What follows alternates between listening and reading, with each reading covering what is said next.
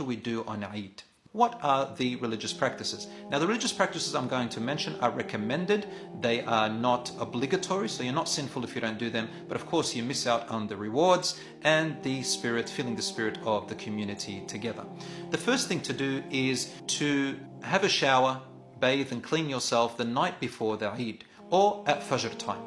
The second thing to do is to wear your beautiful clothing and smell good. The third thing to do is to eat before you go to Eid prayer. And the sunnah is to eat odd numbers of dates, but if you don't have dates or you don't want to eat dates, you can eat anything else. Number 4 is the famous chanting of the takbir. And the chanting of the takbir comes in many variations. Here is one. Say Allahu Akbar, Allahu Akbar, Allahu Akbar, La ilaha illallah, Allahu Akbar, Allahu Akbar, Allahu Akbar, Walillahil hamd, which means Allah is the greatest, Allah is the greatest, Allah is the greatest. There is no God worthy of worship but Allah. Allah is the greatest, Allah is the greatest, Allah is the greatest, and to Him belongs all praise, thanks, and gratitude. As I said, there are different versions of it. There are some longer versions, and all of them are acceptable and valid by God's will. Now, when you go to a mosque and you hear them chanting, you should chant along, but don't be alarmed if you find a mosque who does not chant the takbir. And the reason for that is because there is a difference of opinion about whether it's recommended or not. However, the majority of the schools of thought of scholars, and the schools of thought are called the Hanbali, Maliki and Shafi'is, if you know what I'm talking about, all of them unanimously agree that chanting the takbir is a recommended act, which the companions of the Prophet, peace be upon him, did.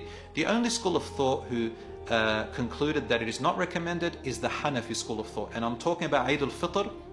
I'm not talking about Eid al-Adha, the other one. So in Eid al-Fitr, you might go to a mosque who are following the Hanafi school of thought, and they believe that you shouldn't really say it. Don't be alarmed, they are not sinning, and it's something called a valid difference of opinion, which does not make a difference in your religion.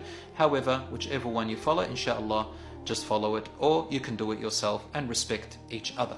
Now, when does the takbir begin? When does this chanting begin anyway? It actually begins at sunset the night before Eid al-Fitr. Some people think that it starts on the morning, when you're going to the mosque, but actually starts at Maghrib. Once you've established Eid is the next day, then from Maghrib time, from sunset, the takbir begins all the way until the next day, and they end when the Imam says Allahu Akbar and begins the Eid prayer. That's when the chanting ends. So once again, the chanting of takbir, Allahu Akbar, begins at sunset before Eid, the night before, and ends when the Eid prayer commences. Now, when do you say the takbir chanting? You say them anytime, anywhere, everywhere. You don't say them only after prayer. In fact, in Eid al-Fitr, you don't say them after prayer. That's in Eid al-Adha. In the big Eid, you do that. But in this Eid, you just say it randomly, anywhere, as you like, in your car, walking, coming, standing, sitting, and let your children say it as well with you. Again, it ends at Eid Salat. The next sunnah act to do, the recommended act, is to greet each other. You greet each other with peace, you greet each other with beautiful words, and one of the things you can say is تَقَبَّلَ اللَّهُ طَاعَتَكُمْ. May Allah have accepted your worship, meaning the worship that you did in Ramadan. And you can say Eid Mubarak and other words similar to that are beautiful. The next sunnah act to do is that when you go to the mosque or the place of worship, is to go in a particular direction and return it from a different direction to your car or to your house. And that's so that you can meet more people and greet them.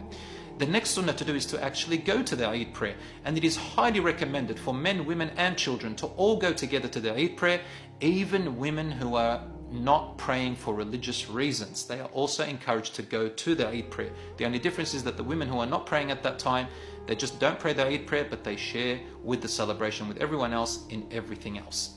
The next sunnah act to do is to go and greet and give, of course, the greeting of Eid to your parents and your family, and also to your relatives and your cousins. Share goodness, brothers and sisters. Share everything that is nice, anything that brings happiness and smiles, especially your children. Be easy on them and let them feel the spirit of Eid and their identity very, very strongly. These are the basic practices that we do on Eid. May Allah subhanahu wa ta'ala accept your worship and ours. And may Allah subhanahu wa ta'ala relieve and lift the oppression and persecution of our brothers and sisters in Gaza, Palestine and everywhere around the world. May Allah subhanahu wa ta'ala protect them from the hands of their oppressors. And may Allah subhanahu wa ta'ala have mercy upon their martyrs. Make their children who were slain and gone awaiting for their parents at the fountain of Rasulullah sallallahu alaihi wasallam al-Kawthar and at the doors of paradise. May Allah subhanahu wa ta'ala shelter all those who are destitute. And may Allah subhanahu wa ta'ala make this year a year of justice and the reformation for the better for us, for you, for our brothers and sisters around the world. And may Allah subhanahu wa ta'ala accept your Eid. Wassalamu alaikum wa rahmatullahi wa barakatuh.